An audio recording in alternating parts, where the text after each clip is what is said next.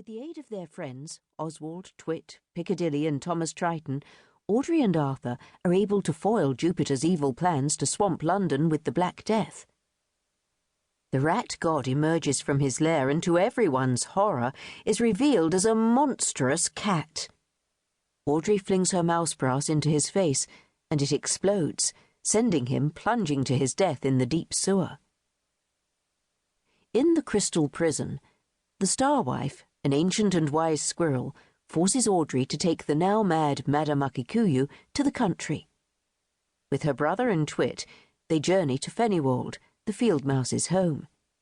But soon several young field mice are found murdered, and Madame Akikuyu is tormented by a voice that only she can hear. The country folk at first blame Audrey, and she is about to be burned as a witch when Twit saves the girl by marrying her. Horrified, Madame Akikuyu learns that the voice belongs to the unquiet spirit of Jupiter, and she is made to perform a ceremony that will free him from the other side. In a bid to prevent his return, she throws herself onto a fire, which engulfs the whole of Fennywold. The mice escape to safety, and Audrey and Arthur return to Deptford, unaware that the vengeful spirit of Jupiter is free and more powerful than ever. Prologue. The Pedlar.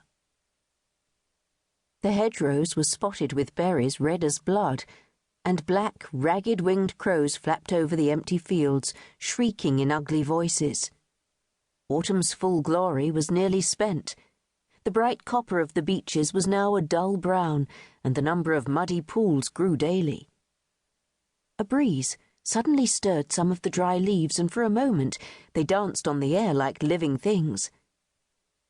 A hedgehog poked his snout out from under one of the russet mounds and sniffed the air cautiously. His small bead-like eyes peered out at the world and blinked wearily. The wet nose snuffled around inquisitively. Something was approaching. The air was different, and now the breeze brought a strange jangling sound. The hedgehog began to shuffle backward uncertainly, but kept his eyes fixed on the bank path. The noise grew nearer, and with it came a voice raised in song. "When leaves do fall and the sun goes shy, I reach for my bowl and the hours roll by. For the juice of the berry do make me so merry, with my legs in the air, my head 'neath a chair. I'll burp till the spring comes round again." The hedgehog stayed to hear the chorus, which was made up of various tuneful belches, before turning away in feigned disgust. These traders really were a disgrace. He waddled off to find some slugs to eat. Kemp sauntered happily along. He was in high spirits.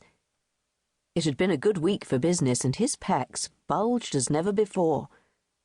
He was looking forward to the traders' fair in a fortnight's time. All the travelling mice would be there to exchange news, sell their wares, look for bargains, and meet old friends and rivals. It was the only time in the year when everyone could meet up and see how the others were doing. Kemp loved it all, and there was a jaunty bounce in his step and an excited twitch in his tail to prove it. He ran through in his mind all the things he would have to do. Of course, he would have to stock up on certain goods. It was nearly his busiest period. Yule was fast approaching. Kemp chuckled to himself and made a mental note to find larger packs to hold his wares. Kemp thought of the feasting that took place during the midwinter festival, and thought about where he was going to spend it himself. There had been numerous invitations made, and he had nodded to those kind mice who had offered, but privately he knew all along where he would be at Yule. At Millie Poopwick's place. She was a hearty round mouse. Widowed 3 times, she was now on the lookout for husband number 4, and there was always a grand welcome for Kemp there. He grinned to himself as he thought of her. Life with Millie would not be so bad after all. Things were never dull while she was around. The traveller pulled himself up sharply and tutted. The idea of settling down had never occurred to him before, and a startled look crossed his face. He was a traveller through and through, and hated staying in one place for too long.